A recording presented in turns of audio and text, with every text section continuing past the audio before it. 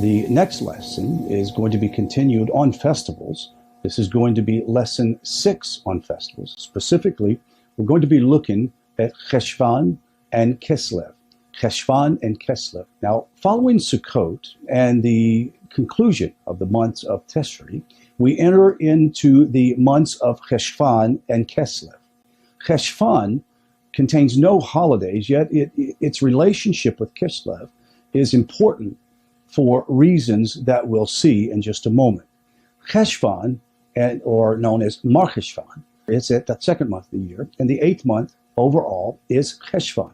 Cheshvan is commonly referred to as Mar Cheshvan, which is literally meaning bitter Cheshvan. Now, we can ask this question: why is this month called bitter?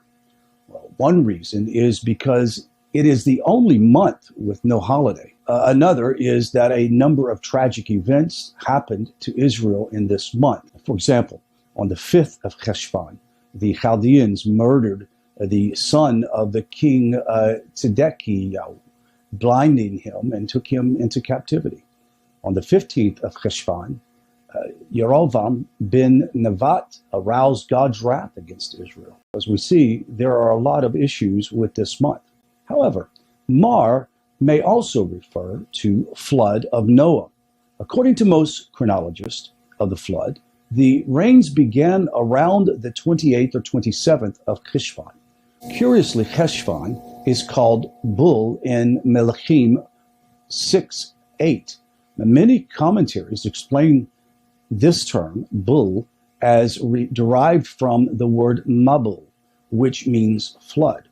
Mar can also mean a drop of water, as seen from Isaiah 40, verse 15. Of course, Cheshvan is also the start of the rainy season in Israel, and Mar also means drop, or like drop of water, may be an indication of its quality. Let's look at Kislev. The month of Kislev follows Cheshvan, and Kislev is famously known for the holiday of Hanukkah, beginning on the 25th of Kislev. Hanukkah commemorates the Jewish victory over the Seleucid Greeks and the miracle wrought for Israel in their fight for religious freedom. There is a major historical event that occurred in Kislev, which is of extreme importance to the Noahites. The timeline of the flood is important to examine at this time. It is very difficult to pin down the exact chronology of the events of the flood. Nevertheless, most of the commentaries state that it begins in Cheshvan on around the 27th or 28th of the month, and the end of 1 year later, with Noah emerging from the ark on the 28th of Cheshvan. Upon Noah's exit from the ark, he had much to do, and Noah built an altar to God. He took from all of the pure animals and all of the pure fowl, and he sacrificed burnt offerings upon the altar. It was only after these offerings that God was appeased. And the Lord smelled the sweet savor, and the Lord said in his heart, I will not again curse the ground any more on account of man. For the thoughts of man's heart is evil from his youth. Neither will I again smite any more everything living as I have done. Upon making this decision, God blessed Noah and his family and struck a new covenant with mankind. And this is what it says. And God blessed Noah and his sons and said to them, be fruitful and multiply and replenish the earth. And the fear of you and the dread of you shall be upon every beast of the earth and upon every fowl of the air and upon all that teems on the ground and upon all the fish of the sea. And to your hands are they delivered. Every moving thing that lives shall be for food for you, and the green herb have I given you all. At this point, God completed the commandment of the Noahide laws with the 7th and final commandment. Only flesh with its life thereof, which is the blood, therefore shall ye not eat. God then gave mankind a sign of his covenant. And God spoke to Noah and his sons with him, saying, as for me, behold, I establish my covenant with you and with your seed after you, and with every living creature that is with you, the fowl, the cattle, and every beast of the earth with you. Of all that go out of the ark, even every beast of the earth, I will establish my covenant with you. Neither shall all flesh be cut off any more by the waters of the flood, neither shall there again be a flood to destroy the earth. And God said, this is the token of the covenant which I make between me and you and every living creature that is with you for perpetual generations.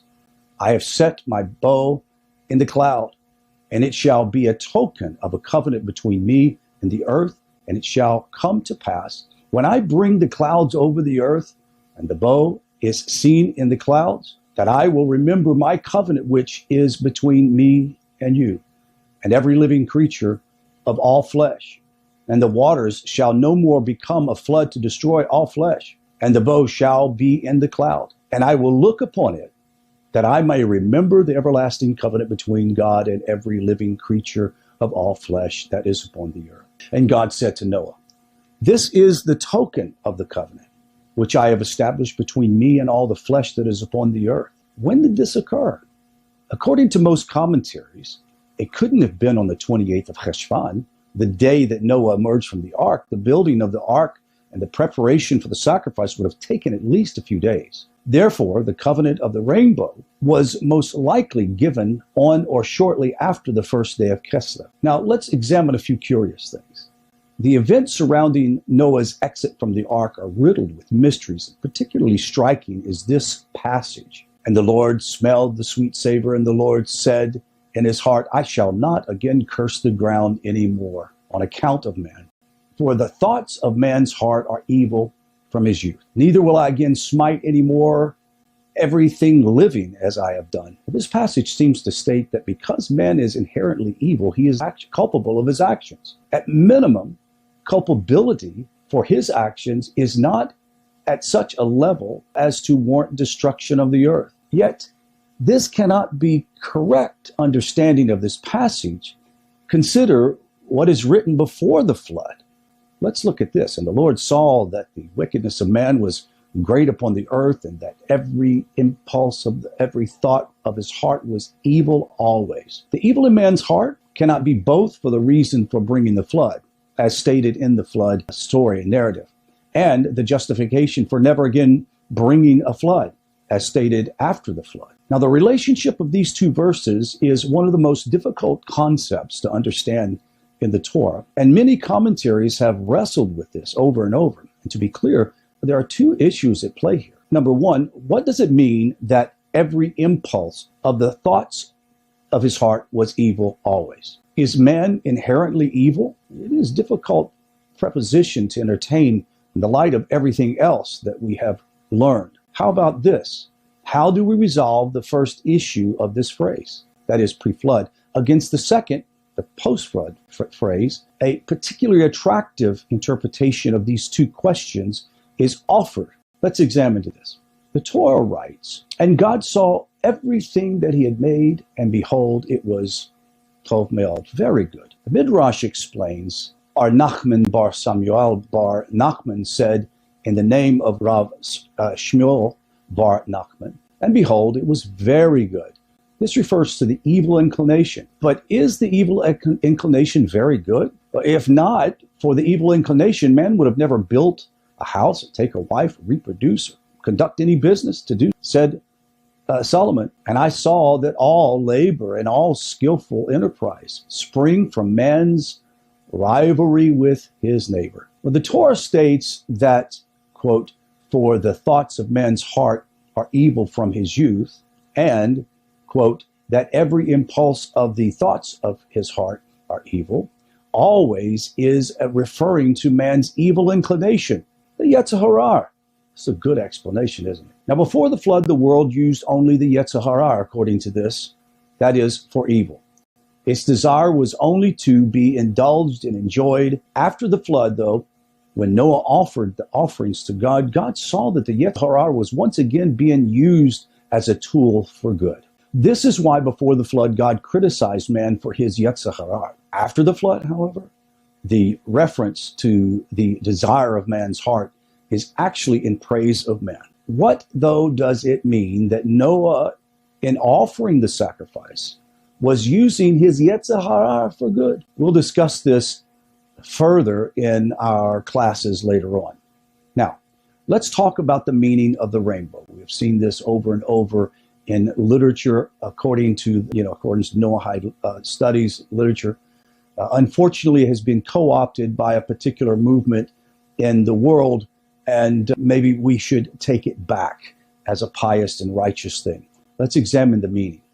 God's choice of a rainbow as the sign of his renewed covenant with man has been the subject of many interpretations, some of which are more fanciful and creative than others. And there is anthology of approaches of the classical scholars of the Torah. The Talmud Chagigah 16a says, anyone who does not care about his creator's honor, it would be merciful for him had he not been created. In other words, better off that the person was never created. Who is such a person? Rabbi Abba says, this is one who stares at a rainbow. As it says, like the appearance of a rainbow that will be in the clouds on a rainy day was the appearance of the brilliance around Ezekiel 1:28. That was the appearance of the similitude of God's honor. According to this Gemara, God's presence is manifested somehow in the appearance of a rainbow. Just as one may not stare at any manifestation of the Shekinah, that is the divine presence. Two, one may not stare at a rainbow. Did you know that? To do is to slight God's honor. It's like staring at a king. And even times throughout history, one would avert his eyes either to the ground or to the left or right to not stare at a king too long. Now, this passage also tells us that staring at a rainbow damages one's sight. That's very interesting. Bereshit Rabbah 35:2 and Kesubos 77b, when Eliyahu Hanavi was studying Torah with Rabbi Yehoshua ben Levi, they encountered a difficulty in a statement of Rabbi Shimon bar Yochai, the author of the Zohar. Since Rabbi Shimon bar Yochai was no longer living, the two of them ascended to Gan Eden and asked Rabbi Shimon for clarification of his words. It states that Eliyahu approached Rabbi Shimon first. Rabbi Shimon asked, "Who is this with you?" Eliyahu Hanavi answered, Rabbi Yehoshua ben Levi, one of the great ones of his generation. Rabbi Shimon turned to Rabbi Yehoshua and asked, "Has a rainbow ever been seen in your generation?" Rabbi Yehoshua answered, "Well, yes," to which Rabbi Shimon replied, "Well, if a rainbow has been seen in your generation, then are you not fit to learn from me?" The commentaries explained that the fact that the rainbow had appeared in Rabbi Yehoshua's generation indicated that his generation was worthy of destruction. Therefore, Rabbi Yehoshua had not the sufficient righteousness or purity to speak to the holy Rabbi Shimon. Now, the Gemara in Kesubos 77b states, however, tells us that a rainbow never appeared in the generation of Rabbi Yehoshua. Why then did Rabbi Yehoshua tell Rabbi Shimon that a rainbow had appeared? The Gemara explains that Rabbi Yehoshua did not want to be seen as haughty. Let's look at Rashi's commentary on Genesis 9:14. Now, based on the Midrash, Rashi explains that when God desired to bring punishment upon the earth, he placed the rainbow as a sign of the covenant, as a reminder that he will not destroy the world. Therefore, the appearance of the rainbow is not a good sign. Rather, it is a sign that things are not right between God and the world, and were it not for the covenant, God would again destroy the world. In fact, the Mishnah and Barua 15 states the most widely accepted interpretation of the Shulchan Aruch today, that if one sees a rainbow, even though it is something upon which we bless, one should not inform others because it's not a good sign. Very interesting. Now, let's see what Maimonides, or the Ramban, says. It says the rainbow appears like a bow without a string. Instead of aimed from heaven downwards, it is upturned away from the earth. This symbolizes that God does not hold destruction over the earth, which would include mankind. Furthermore, the unstrung bow is a sign of peace. The Ramban further writes that we see that rainbows are a natural phenomenon caused through water refraction through moisture. Therefore, they must have existed since the beginning of creation. It was only after the flood that a particular meaning was assigned to the rainbow. This is implied by the verse's wording, "I have set my rainbow," implying that the rainbow already existed. This is also the opinion of Rav Saadia Gaon. Now, the Ibn Ezra and Radak state the rainbow did not exist prior to the flood. Chazuni states the appearance of the opposite colors together symbolize the resolution of opposite ends.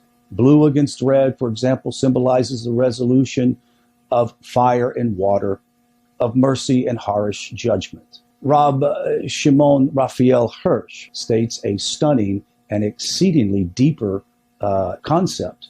He's from the 19th century, Judaism, offering the following interpretation of the rainbow. He states, perhaps the appearance of the rainbow's color is closest in meaning to the actual meaning of the rainbow than all these aforementioned interpretations.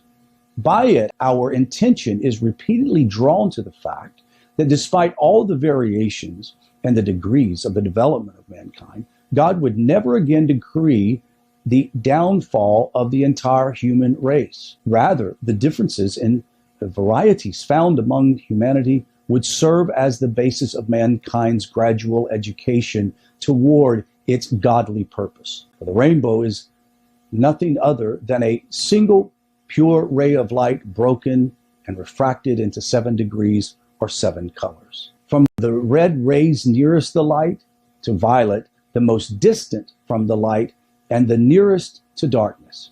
Yet from one to the other, are they not all but rays of light?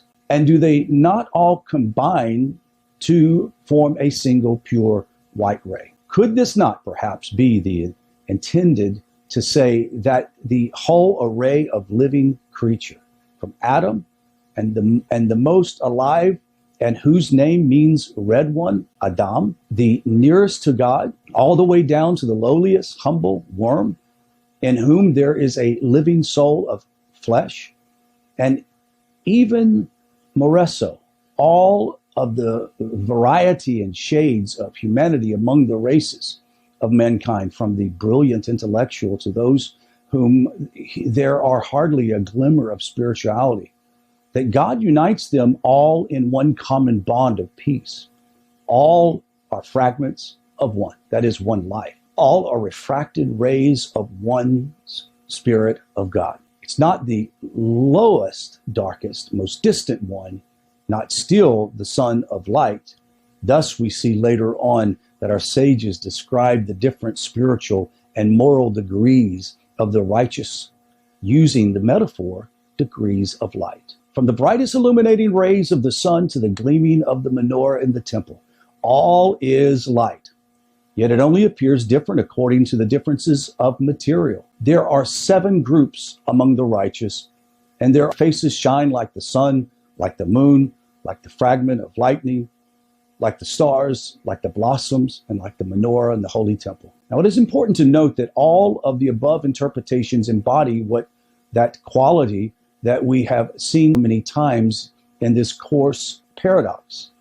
The rainbow, as a sign of peace, potential, and resolution, is also a sign and warning of displeasure.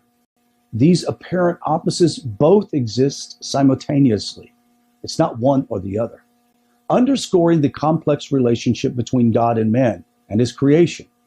God is both merciful Father and true judge, the immanent and the transcendent, the destroyer and creator, the giver of life and one who decrees death, the God of light, the dark, and all of the colors in between. Perhaps the expression of this complicated paradox is part of the full meaning of the rainbow. While the month of Kislev holds the Festival of Lights for Jews, for Noahides it includes the Festival of Colors, contemplation and celebration of the meaning of the Noahide covenant. Let's look at the Noahide covenant versus the Noahide laws.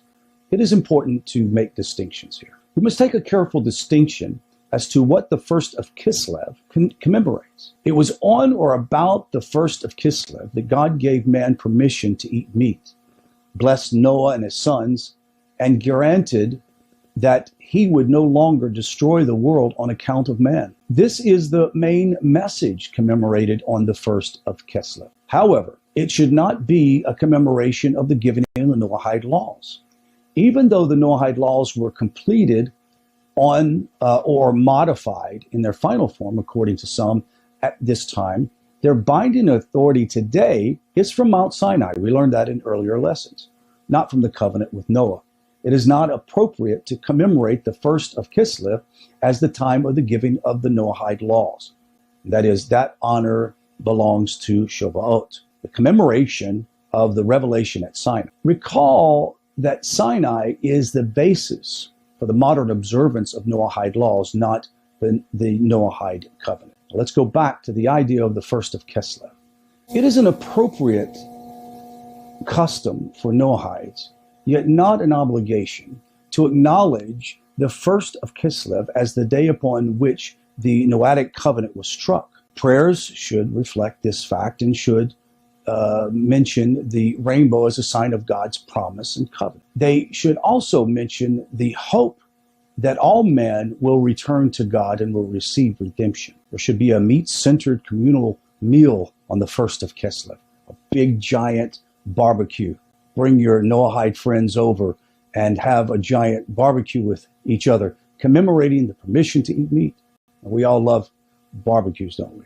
In particular, communal barbecues in memory of the sacrifices that Noah offered are appropriate and, of course, fun. Of course, the Torah study should focus on the meaning of the covenant and God's promises. We're saying that if you really want to engage in this period of time, Kislev, what a great time to get with family and friends, your Noahide friends, and have a great barbecue, maybe even a time to share with your non-Noahide friends, to bring them over to a barbecue on that particular date and time period, and have a barbecue to take time to explain this wonderful covenant that we have with the Master of the universe, not to destroy the earth, and the ability to survive and to thrive as a human race. That concludes this class. We'll see you on the next one. Shalom.